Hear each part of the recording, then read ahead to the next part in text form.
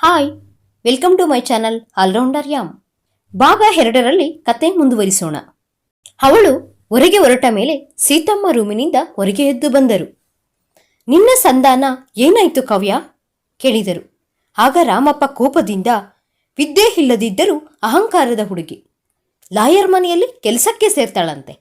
50,000 ಖರ್ಚು ಮಾಡಿ ಮದುವೆ ಮಾಡ್ತೀರಾ ಅಂತಾಳೆ. ನೀನು ಹಪ್ಪಳ ಹೆಣಿಸಿ ಕೊಡ್ತಾ ಇದ್ದದ್ದನ್ನು ಅಂಗಿಸ್ತಾಳೆ ಎಂದರು. ಬಾಂಧವ್ಯದ ದೃಷ್ಟಿಯಿಂದ ನೋಡೋ ಬದಲು ಒಬ್ಬ ಒಳ್ಳೆಯ ಕೆಲಸಗಾರ್ತಿ ಅಂತ ನೋಡಿ ಅಂತಾಳೆ.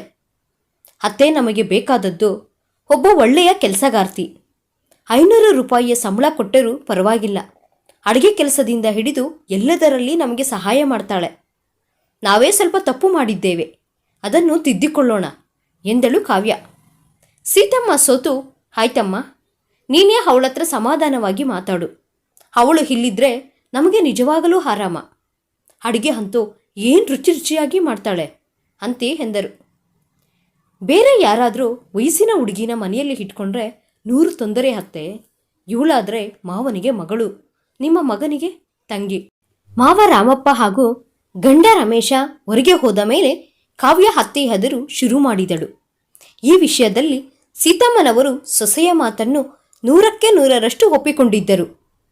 ರಾಮಪ್ಪನದು ಆಗ ಅಡುಗೆ ಮನೆಯ ಓಡಾಟ ಜೋರಾಗಿತ್ತು. 60 ವರ್ಷದ ಗಂಡನ ಜೊತೆ ಚಕಾಮಕಿಯ ಆಗಿ ಸೀತಮ್ಮ ಕೆಲಸದಿಂದ ಆಕೆಯನ್ನು ವಾಪಸ್ ಕಳಿಸಿದ್ದರು. ಇದಾದ ನಂತರ ಒಂದು 30 ವರ್ಷದ ಹೆಂಗಸನ್ನೇ ಇಟ್ಟುಕೊಂಡರು. ಆಗ ಮಗ ರಮೇಶನ ಚಟುವಟಿಕೆ ಜಾಸ್ತಿಯಾಗಿತ್ತು. ನೀರು ಕುಡಿಯೋಕ್ಕೆ ಅಡುಗೆ ಮನೆಗೆ ಹೋದರೂ ಸಂಶಯ ಪಡ್ತೀಯಲ್ಲೇ ಎಂದು ಹೆಂಡತಿಗೆ ಬೈಯುತ್ತಿದ್ದ. ಈಗ 1 ತಿಂಗಳ ಹಿಂದೆ ಅವಳನ್ನು ಓಡಿಸಿದ್ದರು. ಆದರೆ ಈಗ ಶಶಿಕಲಾ ಬಂದ ಮೇಲೆ ಅತ್ತೆ ಸೊಸೆಗೆ ನಿರಾಳವಾಗಿತ್ತು. ಇತ್ತ ತಂದೆಯ ಜೊತೆ ಬಸ್ ಸ್ಟ್ಯಾಂಡ್ಗೆ ಬಂದ ಶಶಿಕಲಾ, ಅಪ್ಪ, ದುಡ್ಡು ನನ್ನಿಂದ ಸಿಗಲಿಲ್ಲ ಅಂತ ಬೇಜಾರಾಗಿದ್ರೆ ಕ್ಷಮಿಸಿ ಎಂದಳು. ನಿಮ್ಮಮ್ಮನ ಯೋಜನೆಯಮ್ಮ ಇದು. ನನಗೆ ಈ ವ್ಯವಸ್ಥೆ ಒಂದು ಚೂರೂ ಇಷ್ಟವಿರಲಿಲ್ಲ. ಆದರೆ ಒಂದು ಮಾತು ಹೇಳ್ತೀನಿ ಕೇಳು. ಸ್ವಲ್ಪ ಹಿಂಸೆ ಆದರೂ ಚಿಂತೆ ಇಲ್ಲ. ನೀನು ಇವರ ಮನೆಯಲ್ಲೇ ಇರು. ಲಾಯರ್ ಮನೆ ಅಲ್ಲಿ ಇಲ್ಲಿ ಅಂತ ಹೋಗಬೇಡ. ನೆಂಟರ ಹೆದರು ನಾನು ಹೇಗೆ ತಲೆ ಎತ್ತಿಕೊಂಡು ತಿರುಗಲಮ್ಮ? ಇದೇ ಊರಲ್ಲಿ ನಿಮ್ಮಮ್ಮನ ತಂಗಿಯ ಮನೆ ಇದೆ, ನನ್ನ ತಮ್ಮನ ಮನೆ ಇದೆ. ನೆಂಟರು ಹಾಡಿಕೊಂಡು ನಗುವ ಹಾಗೆ ಆಗಬಾರದು ಎಂದರು. ಇಲ್ಲಪ್ಪ, ನಿಮ್ಮ ಮಾತು ಮೀರಲ್ಲ. ದೊಡ್ಡಮ್ಮನ ಮನೆಯಲ್ಲೇ ಇರ್ತೀನಿ ಎಂದಳು. ನಂತರ ಬಸ್ ಬರುವವರೆಗೆ ತಂದೆ ಮಗಳು ಏನೂ ಮಾತಾಡಲಿಲ್ಲ. ತಂದೆಗೆ ತುಂಬ ದುಗುಡವಾಗಿದೆ ಎಂದು ಅವಳಿಗೆ ಗೊತ್ತಾಯಿತು. ಆದರೆ ಆ ಬಗ್ಗೆ ಅವಳು ಕನಿಕರ ತೋರುವ ಹಾಗೆ ಇರಲಿಲ್ಲ. ನನ್ನ ಬದುಕನ್ನು ನಾನು ರೂಪಿಸಿಕೊಳ್ಳಬೇಕು. ಕೋಲಾರಕ್ಕೆ ಹೋದರೆ ನನಗೆ ಏನು ಸುಖವಿದೆ? ತಾಯಿ ಅಕ್ಕನಿಗೆ ತುಂಬ ಹೆದರುತ್ತಾರೆ. ಮನೆಯಲ್ಲಿ ಅಕ್ಕ ಸ್ವಾತಿಯದೇ ಆಡಳಿತ. ನೋಡಲಿಕ್ಕೆ ರೂಪವತಿ ಅಲ್ಲದ ಸ್ವಾತಿಗೆ ರೂಪವತಿಯಾದ ನನ್ನನ್ನು ಕಂಡರೆ ಕಣ್ಣುರಿ. ಅಡುಗೆ ಕೆಲಸವೂ ಸ್ವಾತಿಯದೇ. ಸರಳ ಎಲ್ಲರ ಬಟ್ಟೆ ಒಗೆದು ಹಾಕುವಳು. ಸಂಪಾದಿಸುವ ಹುಡುಗಿ ಎಂದು ಸವಿತಳಿಗೆ ಅಗ್ರಪೀಠದ ಮನ್ನಣೆ. ಸ್ವಾತಕ್ಕ, ನಿನಗೆ ಬನ್ ಇಷ್ಟ ತಗೋ. ಸ್ವಾತಕ್ಕ, ನಿನಗೆ ಓಮದ ಬಿಸ್ಕೆಟ್ ತಂದಿದ್ದೀನಿ ತಗೋ ಎನ್ನುತ್ತಿದ್ದಳು. ಆಗಾಗ 5-6 ರೂಪಾಯಿಗಳ ಕಾಣಿಕೆಗಳನ್ನು ಪಡೆದ ಅವಳು, ಸವಿ ನಮ್ಮ ಹಾಗೆ ಅಪ್ಪ ಅಮ್ಮನಿಗೆ ಭಾರವಾಗಿಲ್ಲ. ಅವಳ ಮದುವೆ ದುಡ್ಡು ಅವಳು ಕುಡಿಟ್ಕೋತಾಳೆ. ಅವಳ ಮನೆಯಲ್ಲಿ ಯಾವ ಕೆಲಸವನ್ನೂ ಮಾಡಬಾರದು ಎಂದು ಇತ್ತೀಚೆಗೆ 1 ವರ್ಷದಿಂದ ಶಾಸನ ಮಾಡಿದಳು. ಮೊದಲು ಸವಿತಾ 2 ಹೊತ್ತು ಕಸ ಮಾತ್ರ ಗುಡಿಸುತ್ತಿದ್ದಳು. ಆದರೆ ಈ ನಡುವೆ ಅದೂ ಇಲ್ಲ. ಬೆಳಗ್ಗೆದ್ದು ಮನೆ ಕಸ ಗುಡಿಸಿ ಪಾತ್ರೆ ತೊಳೆಯ ಕೆಲಸವನ್ನು ಶಶಿಕಲಳೇ ಮಾಡಬೇಕಿತ್ತು. ಸರಳ ತಾನೇ ಒಬ್ಬ ವರನನ್ನು ಹುಡುಕಿಕೊಂಡ ಮೇಲೆ ಅವಳ ಬೆಲೆ ಏರಿತು. ಈಗ ತಾನು ಮಾತ್ರ ಆ ಮನೆಯಲ್ಲಿ 2ನೇ ದರ್ಜೆಯ ಪ್ರಜೆ. ಸ್ವಾತಿಯ ಉಪೇಕ್ಷೆ, ಅಸಹನೆ ಎಂಬ ಮುಸುಕಿನ ಗುದ್ದಾಟ ಹೆದರಿಸುತ್ತಾ ಅಲ್ಲಿ ತನಗೆ ಸಾಕಾಗಿತ್ತು. ಇಲ್ಲಿಗೆ ಬಂದ ಮೇಲೆ ತನ್ನ ಬದುಕನ್ನು ತಾನು ರೂಪಿಸಿಕೊಳ್ಳಬೇಕು ಎಂಬ ಛಲ ಹುಟ್ಟಿತು. ಶಶಿ, ನೀವು ಇವರ ಮನೆಯಲ್ಲಿ ಕತ್ತೆ ದುಡಿದಂತೆ ದುಡಿಯೋದು. ನಿಮ್ಮ ತಂದೆ ತಾಯಿ ಇವರಿಂದ ಹಣ ಪಡೆದು ಬೇರೆ ಹೆಣ್ಣು ಮಕ್ಕಳ ವಿವಾಹ ಮಾಡೋದು. ಇದ್ಯಾವ ನ್ಯಾಯ ರೀ ಎಂದು ಕೇಳಿದಳು ಅನುರಾಧ. ಇಲ್ಲಿಗೆ ಬಂದ ಮೇಲೆ ನಾನು ಬದಲಾದೆ. ನಾವು ಮೆತ್ತಗಿದ್ದರೆ ಎಲ್ಲೆಡೆಯೂ ಶೋಷಣೆ. ಕೆಲಸದವಳಾದರೇನು? ಈ ಶ್ರೀಮಂತರು ಸುಖವಾಗಿ ಇರುವುದು ನಮ್ಮಂಥ ಕೆಲಸದವರಿಂದ ಅಲ್ಲವೇನು? ಹೀಗಾಗಿ ತಂದೆ ತಾಯಿ, ದೊಡ್ಡಮ್ಮ ದೊಡ್ಡಪ್ಪ ಎಲ್ಲರ ಮೇಲೂ ಪ್ರೀತಿ ದೂರವಾಗಿತ್ತು. ಈ ದಿನದ ಯುದ್ಧದಲ್ಲಿ ನನಗೆ ಜಯವಾಗಿತ್ತು. ಅವರಿಂದ 10,000 ಪಡೆಯಲು ಬಂದ ತಂದೆ ಬರಿಗೈಯಲ್ಲಿ ವಾಪಸ್ಸಾಗಿದ್ದರು. ಆದರೆ ತಂದೆಯ ಜೊತೆ ವಾದ ಮಾಡಿ ಗೆದ್ದಷ್ಟೇ ಸುಲಭವಾಗಿ ತಾಯಿಯನ್ನು ಗೆಲ್ಲಲಾಗುವುದೇ? ತಾಯಿ ನನ್ನನ್ನು ಇಲ್ಲಿ ಬಿಟ್ಟಿರುವುದೇ ಹಣದಾಸೆಗೆ. ಆಗಲಿ, ಹೋರಾಡಬೇಕು. ಹೋರಾಡದೆ ಮೂಕ ಕುರಿಯಂತೆ ಇರಬಾರದು ಎಂದು ನಿಶ್ಚಯಿಸಿದಳು. ತಂದೆಯನ್ನು ಬೀಳ್ಕೊಟ್ಟ ಅವಳು ಮನೆಗೆ ಬಂದಾಗ ಅತ್ತೆ ಸೊಸೆ ಸೋಫಾದ ಮೇಲೆ ಕೂತಿದ್ದರು. ಕಾವ್ಯ, ಬಾ ಶಶಿ, ನಿನ್ನ ಹತ್ತಿರ ಸ್ವಲ್ಪ ಮಾತಾಡಬೇಕು ಎಂದಳು. ಶಶಿಕಲಾ ಬಂದು ಅವರೆದುರು ಕೂತಳು. ನಿಮ್ಮ ತಂದೆ ಊರಿಗೆ ಹೋದರಾ ಕೇಳಿದಳು. ಈಗ ಚಿಕ್ಕಮ್ಮನ ಮನೆಗೆ ಹೋಗ್ತಿದ್ದಾರೆ. ರಾತ್ರಿ 8 ಗಂಟೆಯ ಬಸ್ಸಿನಲ್ಲಿ ಊರಿಗೆ ಹೋಗ್ತಾ ಇದ್ದಾರೆ ಎಂದಳು. ನಿಮಗೆ ನಮ್ಮ ಮನೆಯಲ್ಲಿ ಏನು ಕಷ್ಟವಾಗಿದೆ? ನಿಮ್ಮ ತಂದೆ ಎದುರಿಗೆ ಏಕೆ ಹಾಗೆಲ್ಲ ಮಾತಾಡಿದೆ ಕೇಳಿದಳು ಕಾವ್ಯ ತೀಕ್ಷ್ಣವಾಗಿ ತನಿಖೆ ಮಾಡುವವಳಂತೆ.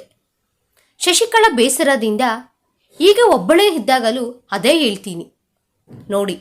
ಬೆಳಿಗ್ಗೆ ಸಾರಿಸಿ ರಂಗೋಲಿ ಹಾಕಿ ನಿಮಗೆಲ್ಲ ಕಾಪಿ ಮಾಡಿ ಬೆಳಗಿನ ಅಡುಗೆ ಅನ್ನ ಹುಳಿ ಮಾಡ್ತೀನಿ. ನೆಲ ಮಾತ್ರ 2 ದಿನಕ್ಕೊಂದು ಸಲ ಒರೆಸ್ತೀನಿ. ದೊಡ್ಡಮ್ಮ ನನಗೆ ಬಹಳ ಹಿಂಸೆ ಕೊಡ್ತಾರೆ.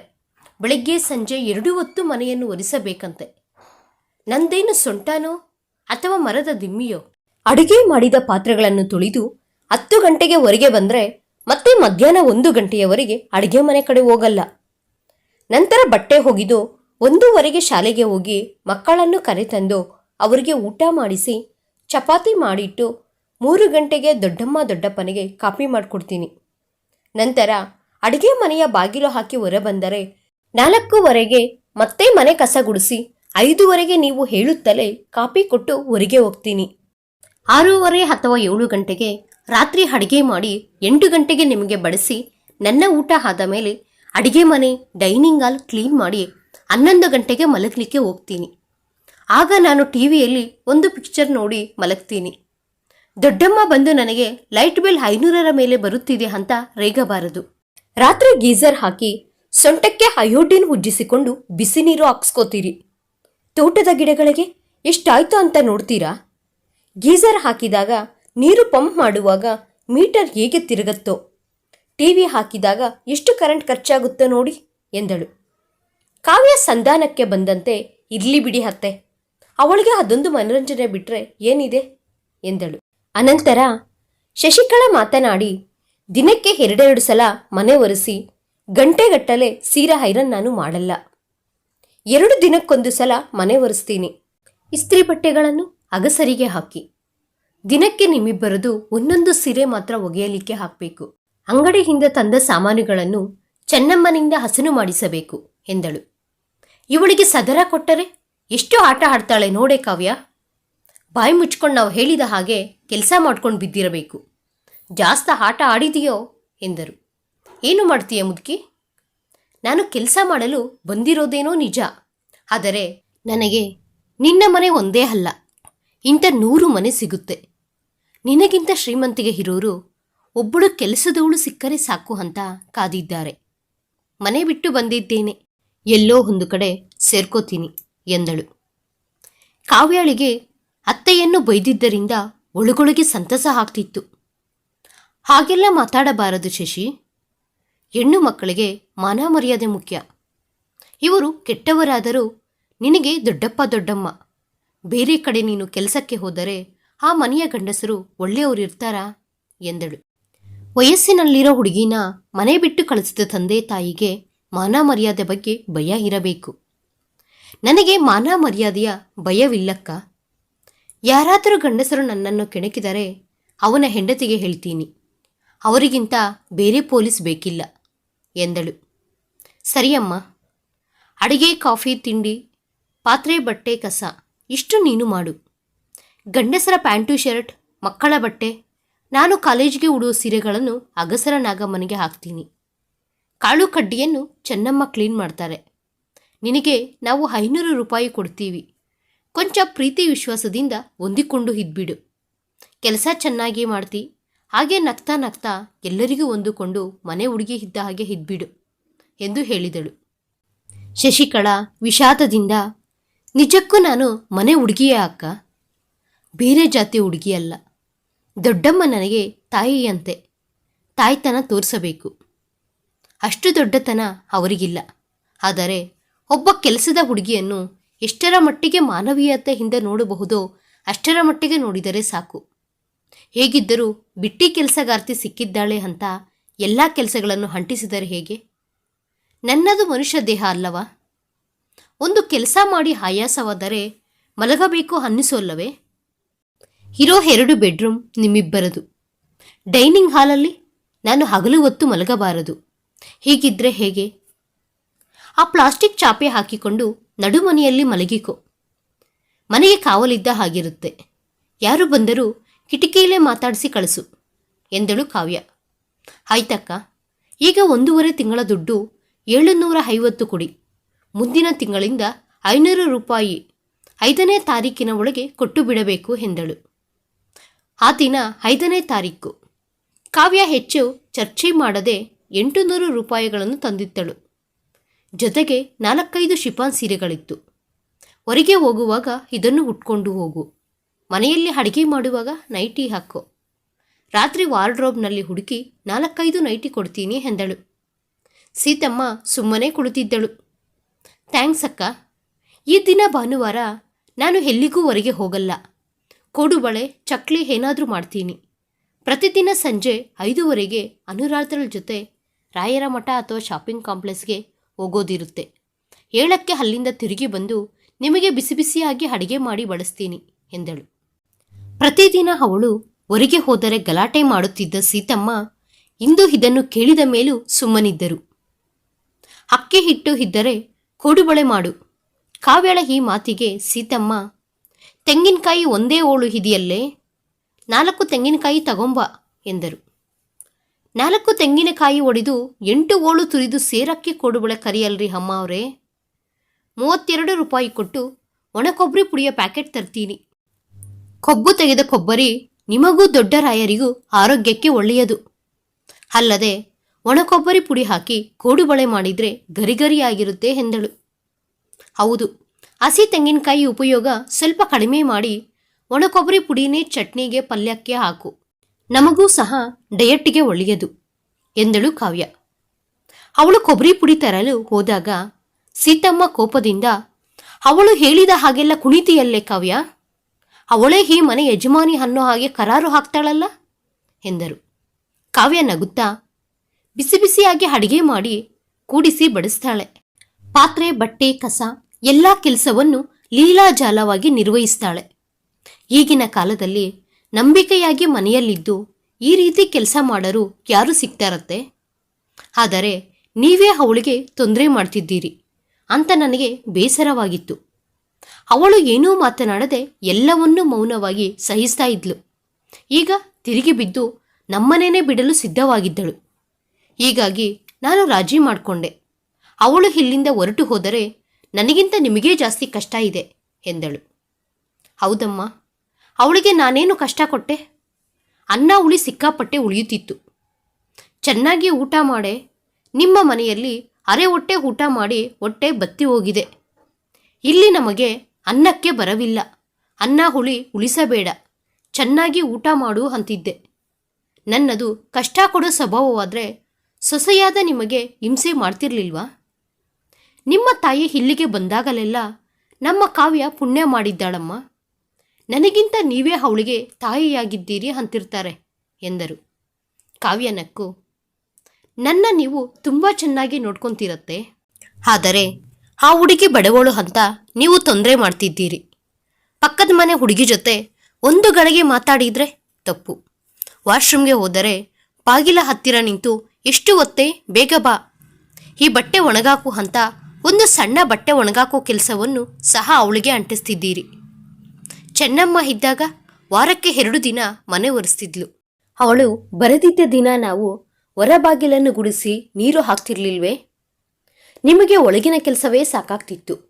ನಾನು ಕಾಲೇಜಿಗೆ ಹೋಗೋ ಹತ್ತಿರದಲ್ಲಿ ಮನೆಯಲ್ಲಿ 1 ಲೋಟ ಗಲಭರಿಸಲಿಕ್ಕೂ ಸಹ ಆಗ್ತಿರ್ಲಿಲ್ಲ.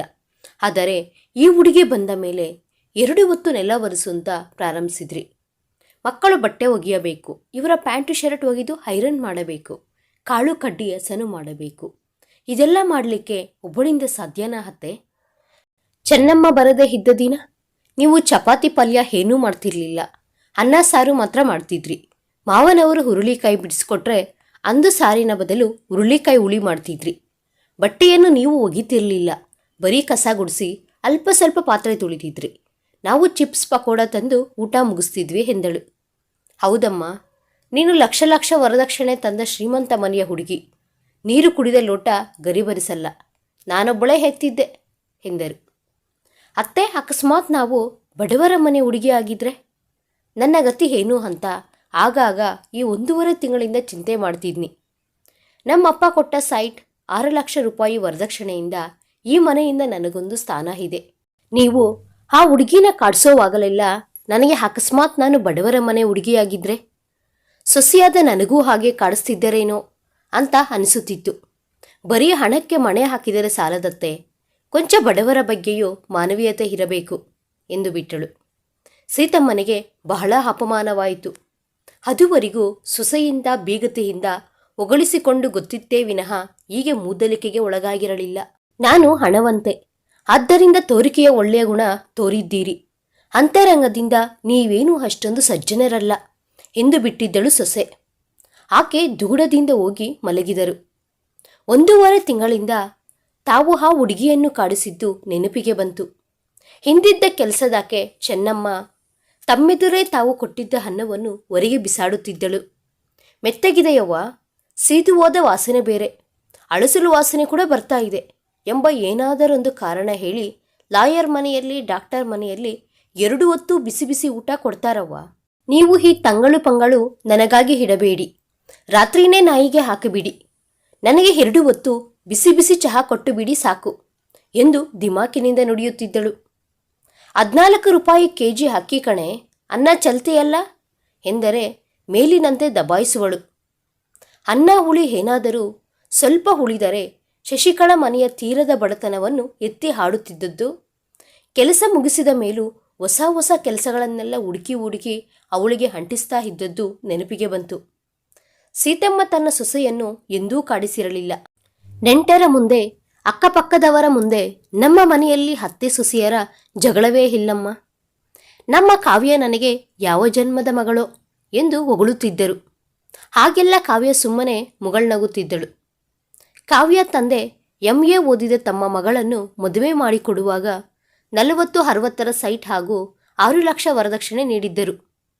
ನನ್ನ ಮಗಳು ತನ್ನ ಸಂಪಾದನೆಯಲ್ಲಿ 40 ತೊಲೆ ಚಿನ್ನದ ಒಡವೆಗಳನ್ನು ಮಾಡಿಸಿಕೊಂಡಿದ್ದಾಳೆ ಎಂದು ಹೇಳಿಕೊಂಡಿದ್ದರು.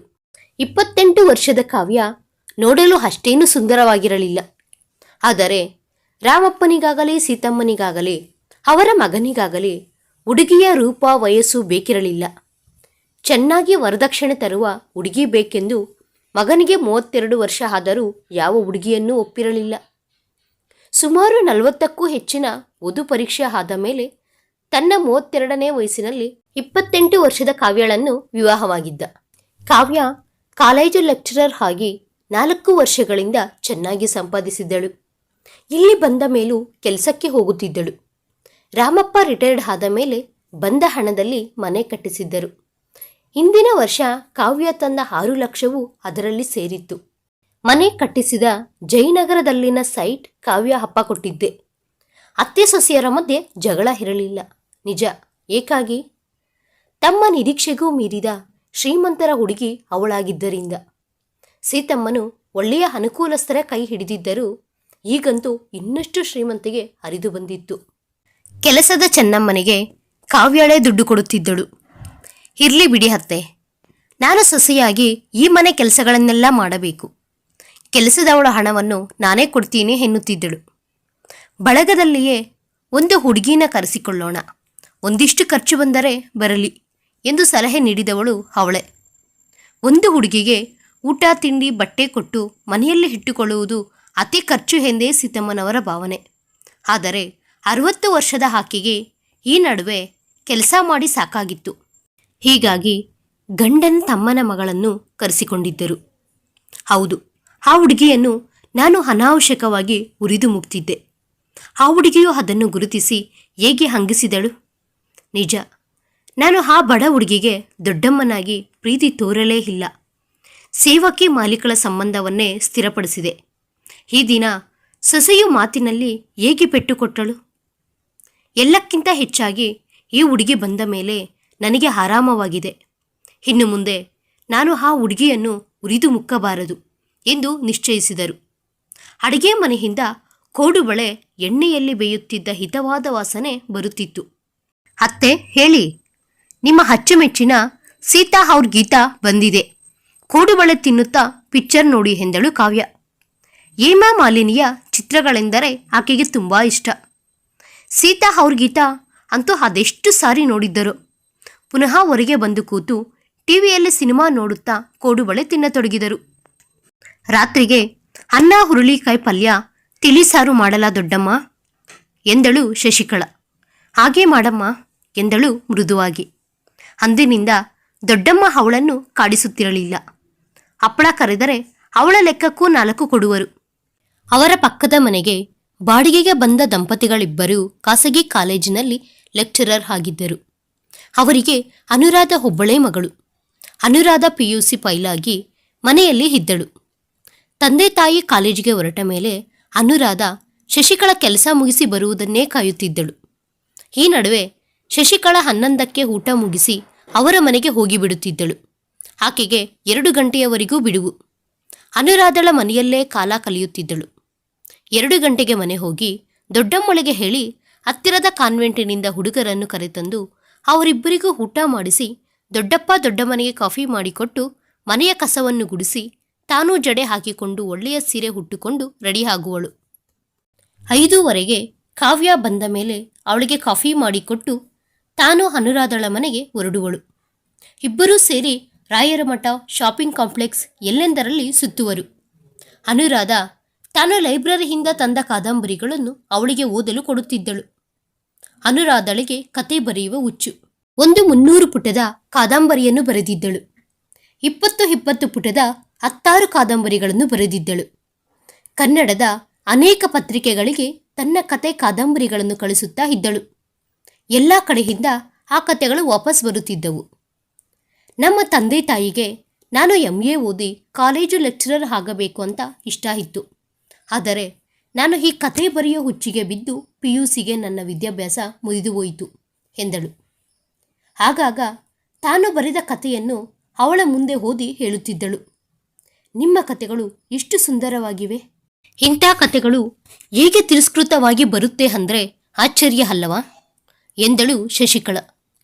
ಲತಾ ಮಂಗೇಶ್ಕರ್ರ ಸ್ವರಾನು ಕೀರಲು ಧ್ವನಿ ಅಂತ ಹೇಳಿ ಆರಂಭದಲ್ಲಿ ಆಗಿನ ಕಾಲದ ಸಂಗೀತ ನಿರ್ದೇಶಕರು ತಿರಸ್ಕರಿಸಿದ್ದರಂತೆ. ಹೇಮಾ ಮಾಲಿನಿ ಮೊದಲನೆಯ ಚಿತ್ರಕ್ಕೆ ಆಯ್ಕೆ ಆಗಬೇಕಾದರೆ ಸಾಕಷ್ಟು ಬ್ರೇಕ್ ಸಿಗದೆ ತೊಳಲಾಟ ಬೇಕಾಯ್ತಂತೆ. ತ್ರಿವೇಣಿಯವರ ಅಪಸ್ವರದಂತಹ ಪ್ರಖ್ಯಾತ ಕಾದಂಬರಿಯು ತಾರ ಪ್ರಕಾಶಕರಿಂದ ಹಿಂತಿರುಗಿ ಬಂತಂತೆ. ಆಮೇಲೆ ಇವರೆಲ್ಲರಿಗೂ ಒಳ್ಳೆಯ ಅವಕಾಶ ಬಂತು. ಅವರವರ ಫೀಲ್ಡಲ್ಲಿ ಅವರು ಅತ್ಯಂತ ಜನಪ್ರಿಯರಾದರು. ಇವತ್ತೆಲ್ಲ ನಾಳೆ ನಾನು ಫೇಮಸ್ ಆಗ್ತೀನಿ, ಕನ್ನಡದಲ್ಲಿ 100 ಕಾದಂಬರಿಗಳನ್ನು ಬರೆದ ಲೇಖಕಿ ನಾನಾಗ್ತೀನಿ ಎಂದು ಹೇಳುತ್ತಿದ್ದಳು. ಶಶಿಕಲಾ ದುಃಖದಿಂದ BA ಓದಬೇಕು ಅಂತ ನನಗೆ ತುಂಬ ಇಷ್ಟವಿತ್ತು. ಆದರೆ ನಮ್ಮ ಮನೆಯಲ್ಲಿ ನಾನು ಬೇಡದ ಮಗಳು. ದೊಡ್ಡಕ್ಕನಿಗೆ ಮನೆಯಲ್ಲಿ ಸಿಂಹಪಾಲು. ಎರಡನೆಯ ಅಕ್ಕ ಹೇಗೋ ತನ್ನ ಬದುಕು ರೂಪಿಸಿಕೊಂಡಳು. ಕಡೆಯ ತಂಗಿನೂ ಒಂದು ಉದ್ಯೋಗ ಹಿಡಿದು ಗೆದ್ದಳು. ಆದರೆ ನನಗೆ ಆ ಮನೆಯಲ್ಲಿ 2 ಹೊತ್ತು ಮುಸುರೆ ಹುಜ್ಜೋ ಸ್ಥಾನ ಎಂದಳು. ಅನುರಾಧ ಸಂತೈಸಿ, ಆದರೆ ಬಹುದಿನ ನೀವು ಮುಸುರೆ ಉಜ್ಜೋ ಸ್ಥಿತಿಯಲ್ಲಿರೋಲ್ಲ ಶಶಿ. ನಿಮಗೆ ಒಳ್ಳೆಯ ರೂಪ ಇದೆ. ಒಬ್ಬ ರಸಿಕ ನಿಮ್ಮನ್ನು ನೋಡಿ ಮೆಚ್ಚಿಕೊಂಡು ವಿವಾಹವಾಗುತ್ತಾನೆ. ನನ್ನ ಸ್ವಯಂ ವರಮಾಲೆ ಕಥೆಯಲ್ಲಿ ಹೇಗಾಯ್ತೋ ಹಾಗೇ ನಿಮಗೂ ಒಳ್ಳೆಯ ಗಂಡ ಸಿಗ್ತಾನೆ ಎನ್ನುತ್ತಿದ್ದಳು. ಇಂಥ ಸಂಭಾಷಣೆ ಅವರಲ್ಲಿ ಆಗಾಗ ನಡೆಯುತ್ತಿದ್ದವು. ಒಬ್ಬಳೇ ಮಲಗಿದಾಗ ಅವಳಿಗೆ ಅನುರಾಧ ಬರೆದ ಕತೆಗಳ ನಾಯಕಿ ತಾನೇ ಎನಿಸುತ್ತಿತ್ತು. ಶ್ರೀಮಂತ ಯುವಕ ತನ್ನನ್ನು ಮೆಚ್ಚಿಕೊಂಡು ವಿವಾಹವಾಗಿ ಕರೆದೊಯ್ಯುವ ಕನಸು ಕಾಣುತ್ತಿದ್ದಳು. ಬೆಂಗಳೂರಿಗೆ ಬಂದ 6 ತಿಂಗಳ ನಂತರ ಅವಳ ಕನಸು ನನಸಾಗುವ ಕಾಲ ಬಂತು. ಆ ದಿನ ಸೋಮವಾರ. 9:00ವರೆಗೆ ಅಡಿಗೆ ಮಾಡಿ ಮನೆಯವರಿಗೆಲ್ಲ ಬಡಿಸಿ ತಾನೋ ಊಟವನ್ನು ಮುಗಿಸಿ, ದೊಡ್ಡಮ್ಮ ನಾನು ಅನುರಾಧಳ ಮನೆಗೆ ಹೋಗಿ ಬರ್ತೀನಿ, ಬಾಗಿಲು ಹಾಕಿಕೊಳ್ಳಿ ಎಂದಳು. ಸೀತಮ್ಮ ಬಂದು ಹೊರಬಾಗಿಲು ಹಾಕಿಕೊಂಡರು. ಈ ಕತೆ 3ನೇ ಭಾಗದಲ್ಲಿ ಮುಂದುವರಿಯುತ್ತದೆ. ಫ್ರೆಂಡ್ಸ್, ನಿಮಗೆ ಈ ಕತೆ ಇಷ್ಟವಾದಲ್ಲಿ please like, share and subscribe. Thanks for watching video. Thank you. ಧನ್ಯವಾದಗಳು.